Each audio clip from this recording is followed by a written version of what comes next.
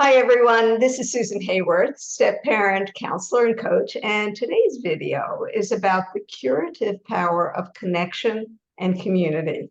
I'm joined by Brenda Ockun, founder and publisher of StepMom Magazine. After a successful 20-year career as a marketing executive, Brenda launched StepMom Magazine in 2009. She's been a guest on many radio and podcast programs over the years, so I'm especially honored that Brenda Ockun is with me today. So welcome, Brenda. Thank you so much for being here. Hi, Susan. It's great to see you. Thanks for having me. This is such a thrill for me because, I'm a big fan of yours. I'm a fan of yours too. And of the magazine. So tell me your backstory. So what prompted you almost 15 years ago to launch StepMom Magazine? Sure. Well, like you said, it was about 15 years ago, and I had been a stepmom for a few years. And as it turns out, it was much harder than I anticipated it would be. We had all the typical dynamics that step families have with kids going back and forth between two homes and co-parenting challenges and just my own personal adjustment to having kids around all the time. And it was overwhelming, to say the least. So I did what a lot of people do when they have a problem or when they have a question. I Googled it. And 15 years ago, I found almost nothing. There was very little online. And what I did find wasn't very helpful. And what I was really looking for was sort of a therapist's approach to step parenting, because I knew intuitively that, this is human nature. People are doing things because there are certain patterns, there are certain circumstances. And so I knew there had to be some answers somewhere, but I didn't know what they were. And I couldn't find them online. So being in marketing, I started to do a little research and realized that there's a magazine or a publication for pretty much every topic under the sun. But step parenting and being a stepmom specifically was not one of them.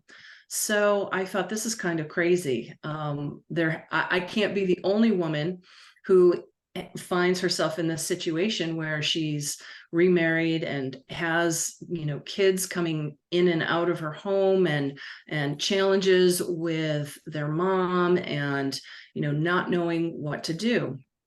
So I just looked into it a little bit more and thought, well, kind of maybe if I build it, they will come type of resource. And the magazine was just an idea that started literally at the kitchen table. And I built a website and called it StepMom Magazine. And it was amazing because within a few weeks, Wednesday Martin, who is the writer of Step Monster, which is, one of the stepmom Bibles in my book, contacted me and said, I'd love to write some articles for you. And then Mary Kelly called me. She is a licensed therapist who deals with step family issues. And this was 15 years ago. And she said, I'd love to write for the magazine. So these writers just started kind of coming out of the woodwork, which was wonderful, because I realized very quickly there is a need, and there are people who have studied step parenting and step family dynamics, and they do have a lot to say. And so I just used my marketing tools to put it all together into a publication that comes out every month. And subscribers just started, I won't say literally appearing. We did some promoting on social media, but from places that I had never even heard of, countries and towns and cities all over the world. And it was just proof that step family dynamics are a universal challenge for many people, and that there are answers and there are solutions. And so that's how the magazine was born, really. It was out of my own personal need, and then really realizing that there was a need actually worldwide for information of this kind. Yeah, so brilliant. I mean, the publishing industry has been in upheaval. And then you came in and you created something that has been a tremendous success. And it was based on a need that you felt personally. right? It really was a passion project is what I used to call it. Yeah. Yeah, yeah. So in the process of the magazine is more than just a magazine. That's It correct. it is you've got a chat room, you've built a community. Mm-hmm. And what have you learned about the stepmom community in that process of building this amazing community of people who need help, want to also offer help to others? Thank you. Thank you for those kind words. What I've learned, Susan, is that the number one thing I heard as soon as the forum was made available where stepmoms can go in and chat with each other and the magazine started gaining some momentum was I thought I was the only one. And now I realize I'm not alone.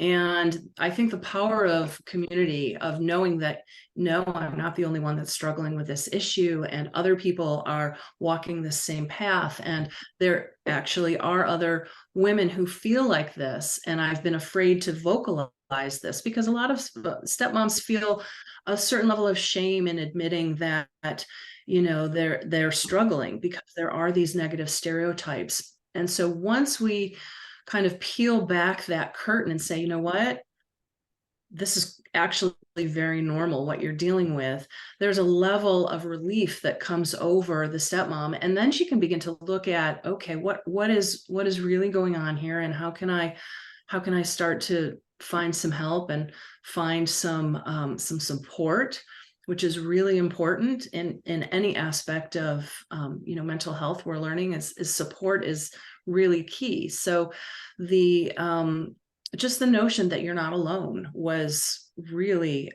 kind of eye-opening to me, in the sense that I didn't realize so many people felt alone. Yeah, yeah. It's really phenomenal. And when I was a new stepmom 27 years ago, I searched for something. Unfortunately, you weren't there for me, Brenda. Not Uh, yet. and so, it was a struggle, and it was, yes, there was a lot of shame that somehow I wasn't doing this right. Mm-hmm. So that accompanies it. Have you seen the community? Have there been any surprises? Have you seen the community change, the composition change, or the problems that people are struggling with? I think the problems have not really changed that much. Again, there are universal themes. There are very common problems that come with a step family situation. Co-parenting, in some cases, alienation, having two households, loyalty binds that kids find themselves in. So these are all universal themes that play out again and again and again. And I think those are going to remain constant. I think what has changed is the stepmom landscape has grown. Social media has grown, and with that, the number of tools and resources that are available to stepmoms has definitely grown, which is a great thing, because like you said, when we were brand new stepmoms, these resources didn't exist, and now it's much easier to find community and much easier to find information and advice. The only challenge is that with more, you do have to do your homework and vetting out, as with anything, what's quality and what's not, because I've always said that bad advice can be worse than no advice. So there is that. You do have to do your homework if you're a stepmom looking for resources. I love that you said that, Brenda. So, what would you advise stepmoms listening to this video? What steps can they take to get support? I think going online, there are lots of websites like the magazines that have lists of therapists like yourself who specialize in step family dynamics.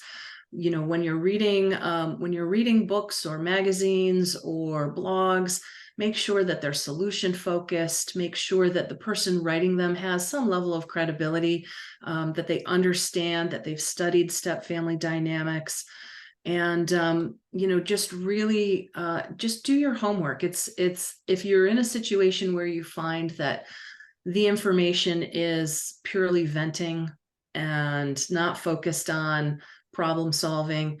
Venting feels good for a little while, but after that, it can become toxic, and it ultimately is not going to help you in your situation.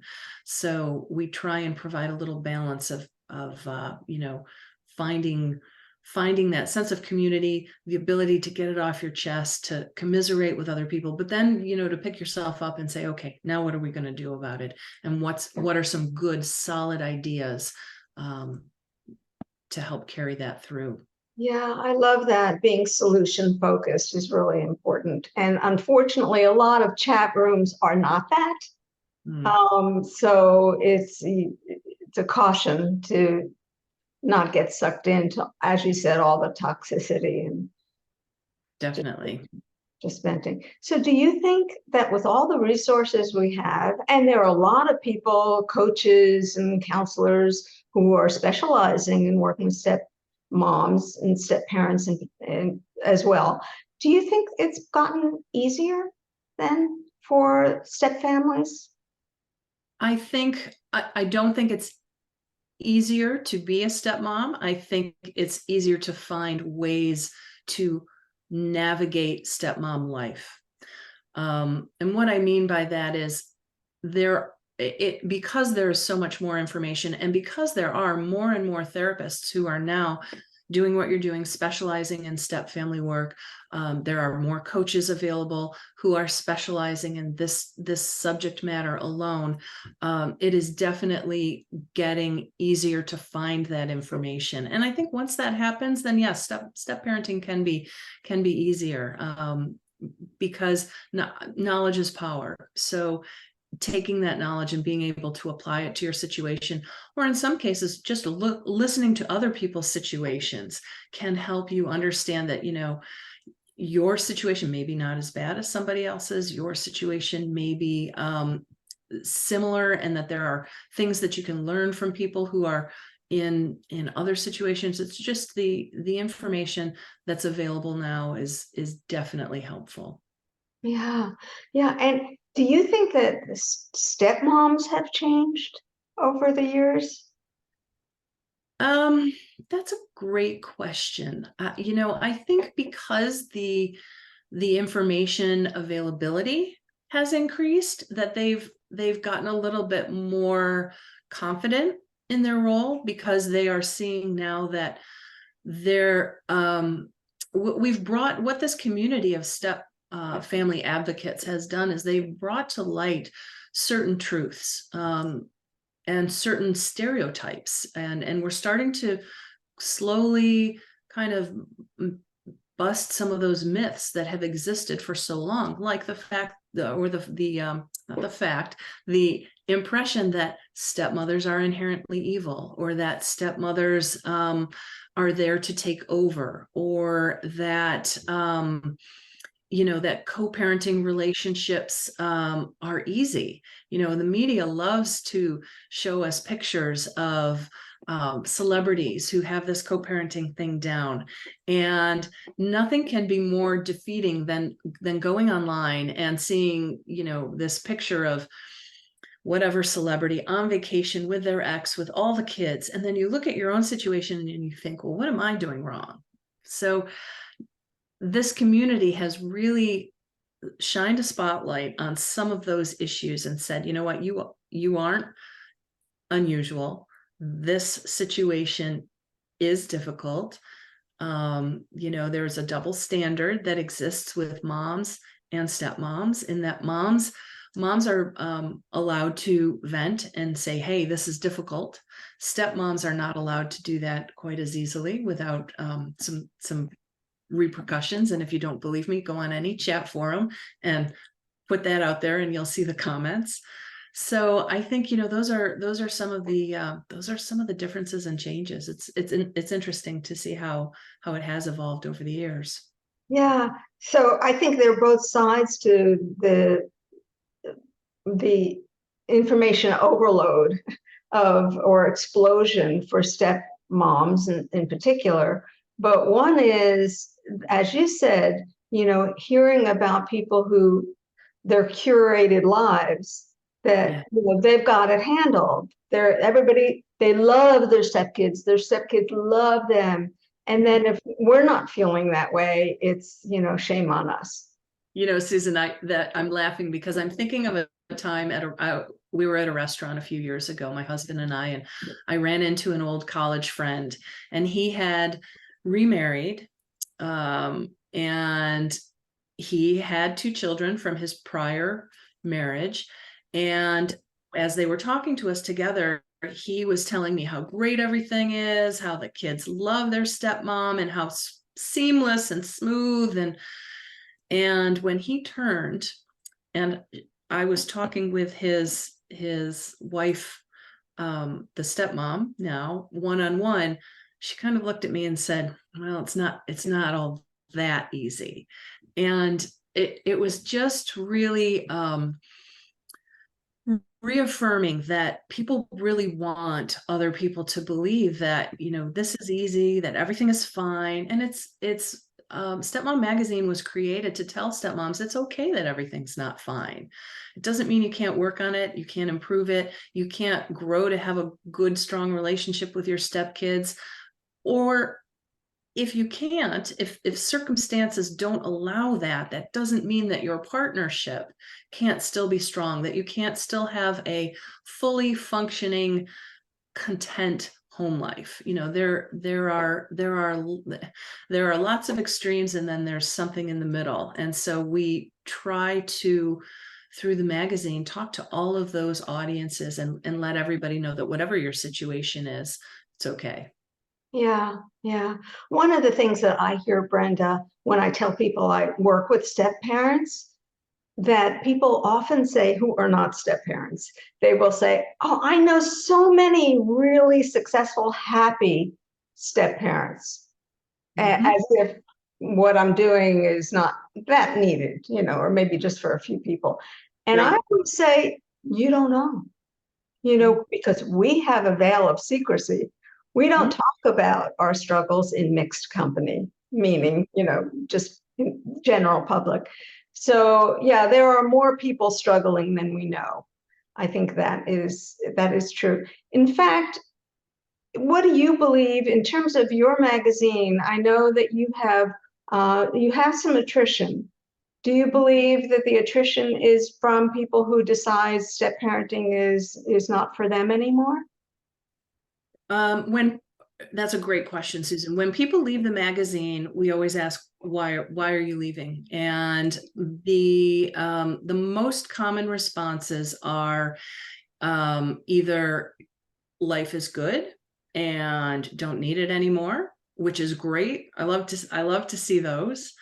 I also see a fair amount of no longer a stepmom. So they have unfortunately become one of the statistics that we read and know about. So that is common. What's also common is people will leave and then come back. It's one of those things that we're here when you need us. Step family life can be cyclical and seasonal, and sometimes life is good and calm, and sometimes things happen and you're thrown right back into sort of a crisis mode where you need a little extra help and support. So we see a lot of that where life is good, oh, now I'm coming back, and then life is good again. And that's just the nature of stepmom life. Yeah, absolutely. It works until it doesn't. That's right. And those of us who have been around for a while know that, there are bumps in the road moving forward. As I always say, one of my earliest clients was 20 years into her marriage and into her step family before she hit a major bump in the road. Sure. So it's, I think some of our younger stepmoms think life is, once they turn 18, got it made in the shade. Yeah, that's a common misconception. And it's not that certain problems don't become easier, because as the kids get older, certain things do naturally resolve. Child support and going back and forth between homes on a set schedule, and those things are go by the wayside. But as kids get older, college is around the corner. Kids are driving cars. They say bigger kids, bigger problems, right? And that doesn't change with step parenting. So the dynamics can shift a little bit. Step grandparenting, when your stepchildren have kids, that can also be another big transition. Any life change or life transition, just as with anybody else, is going to create some changes in the status quo. And the important thing to remember is that if you know about some of these things ahead of time, if you've done a little research, if you've read up on step family dynamics, if you know what to expect, it can make the ride a lot easier, because it's not going to take you by surprise. You're going to have some of those tools in your toolbox, or you're at least going to be aware that, hey, this might be a challenging time, and I'm gonna do a little extra self-care or a little extra relationship attention, whatever it may be. Yeah, I think that's such great advice, to be prepared for graduations, for weddings, estate planning, all of that is so important. So it doesn't, it doesn't go away. Yes, absolutely. So one last question I want to ask you. You have published thousands of articles on step parenting over the almost 15 years. Yes. Lots of advice. So if you could distill it into one or maybe two pieces of advice for stepmoms who are currently struggling, what would your advice be? I think that's so hard to do, because there's so many things that I would say, and so many lessons I've learned along the way. But I would say that keeping in mind that the nature of life is change is important. My stepkids and we have gone through seasons where it was very frosty in the house, and their loyalty binds were very strong, and they were not happy that I was around. And then there have been other times where those kudos have come, and we've been very close. And so whatever season you're in, know that there is a capacity to change. That I think it's very easy especially when you're in a difficult season, to feel like it's always going to be that way, and that's not always the case. So just keeping that in mind, and to reach out to reach out for support and help. I think that's one of the biggest and best things you can do, no matter what kind of problem you're facing, whether it's a stepmom, step family, or just life in general, is that there are support networks out there. There are professionals who have made this their life's work and their mission to to really understand these dynamics.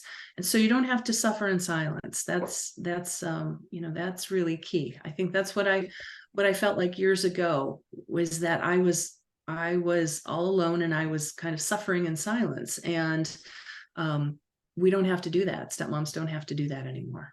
No, what I like to say is, suffering in silence is not a treatment plan. No, it is not. It is not. Brenda, thank you so much for taking time out to talk to me today. And this is really personally such a thrill for me. So thank you, Susan. I love the work that you do. Keep it up. Thank you. You as well. Thanks.